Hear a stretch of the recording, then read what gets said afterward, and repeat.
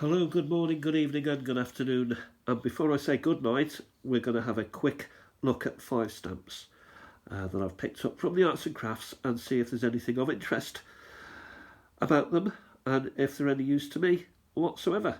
So, by that I mean in my collections. So, what have we got here? What are we starting off? We'll dive in immediately with this stamp Deutsche Demokratische Republik, the DDR. We've talked about this place before, and this seems to be a very pretty picture of a place. And it turns out, and it's not just a place, it's actually a palace.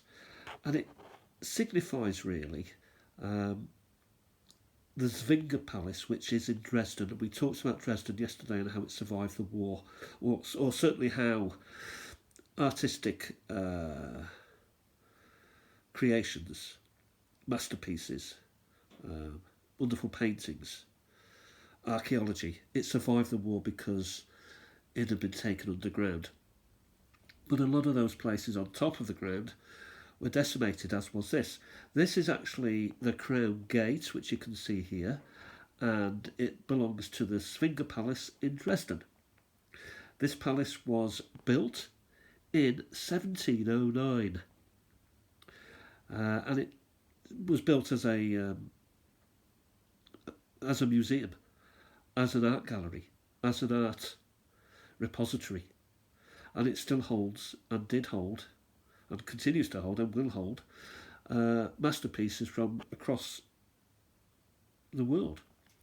So what is in here? Well, we've got items by Raphael, Vermeer, and Rembrandt. The Rembrandt picture was painted in 1635, and it's been there. So in 1706 it arrived in Dresden. So not that long, really. Of course, after the Second World War, the whole palace needed significant restoration. As most of Germany did, you'd say, but particularly Dresden, it was carpet bombed. But it's been rebuilt, and the DDR, East Germany, have dedicated a stamp to one of their important artistic history places, if you will. So, we slag the DDR off a little bit, probably less so today, but, they were struggling with, the economy and everything, and yet they still had great pride in, what their country has. So that's always good to see. When was it built? Who built it? Well, it was built in the reign of Augustus the Strong, who was the Elector of Saxony and King of Poland. He may have been the last King of Poland, I'm not quite sure. Anyway, he died in 1733. So he may have had some sort of influence in getting this up and running and getting all these masterpieces in there. So that's quite a nice stamp. Have I got it in my collection? No, I've got 3 other denominations, but not this one. So this is actually a nice little find for me. But flipped it over. Anyway, we use fingers and God created fingers. Next stamp. Talking of noise and war and stuff, this character here was a very noisy person, very shouty, and created a lot of trouble in Europe between probably 30s, 40s, and we're still probably recovering from it to this very day. This is a stamp which was produced in 1941. Many denominations. I've got most, if not all, brown, as you can see. It's a Hitler head, basically. That's what it's called. And it's, have I got this? I've got it, and it's nice to get another one because, they're part of history. You can use these sort of things in history lessons and stuff like that. So we move that to the side and get the next stamp up, which is, I'm going through these quickly because sinuses are very bad today, and I may stop, not be able to breathe. What have we got here? Nippon, which suggests and is Japan, 25 yen, and the Japanese writing there. You can tell the Japanese, it's got like that box first of all and a line through the box. So there's a box and then a line through the middle of it. Chinese has a line down through it. But of course when it puts nip on there, it gives everyone a chance to sort of know exactly the country that it's from. What is the plant? It's a hydrangea.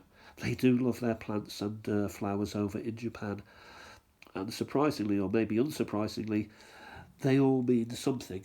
I don't know what the hydrangea means, but I certainly know that the sunflower is one of the most popular.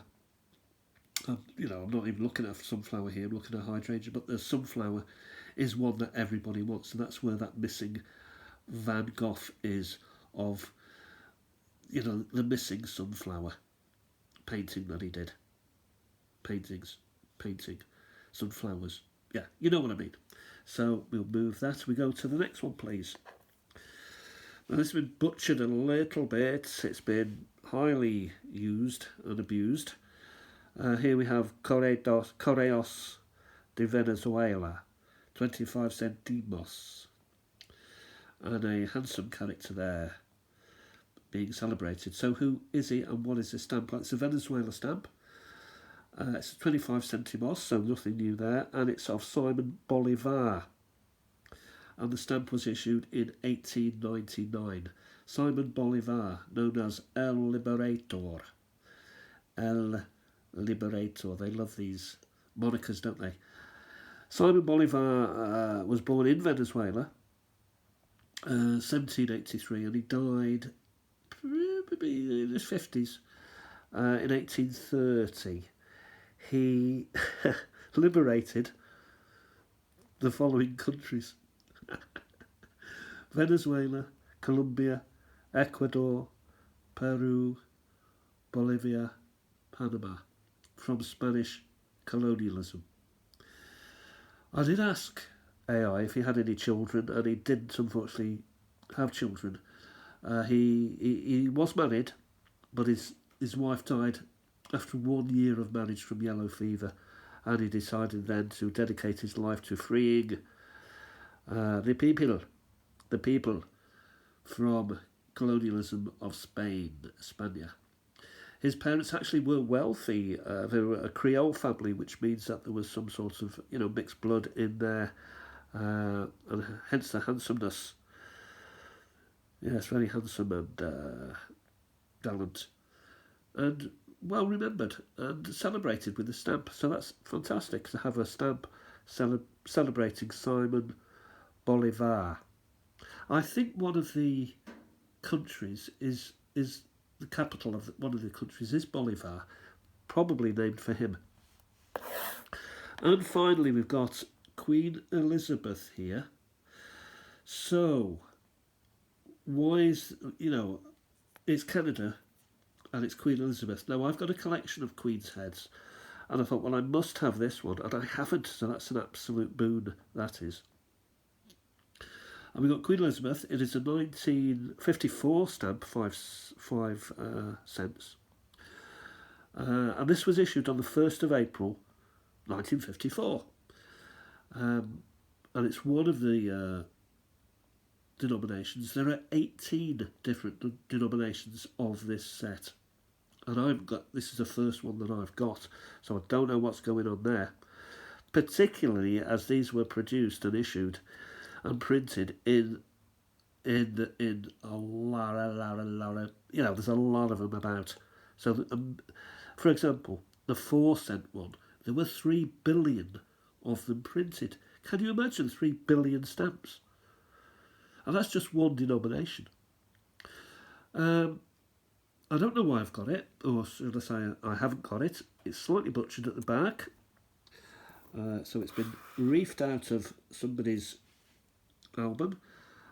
Very happy to receive it, and it will be placed in my collection, as will this. I do have 3 others from the same set.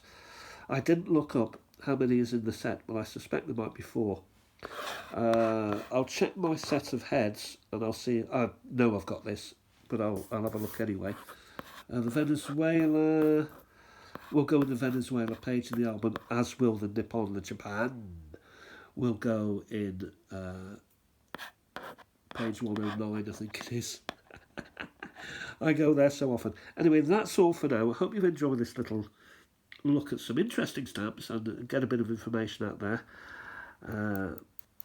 What can you glean from these things that people are excited about and interested about and are happy to advertise. Anyway, I'm about to collapse now, unable to breathe anymore, so I'll talk to you tomorrow, I hope, if I'm still alive, and talk soon. Bye for now. Thanks for watching, by the way.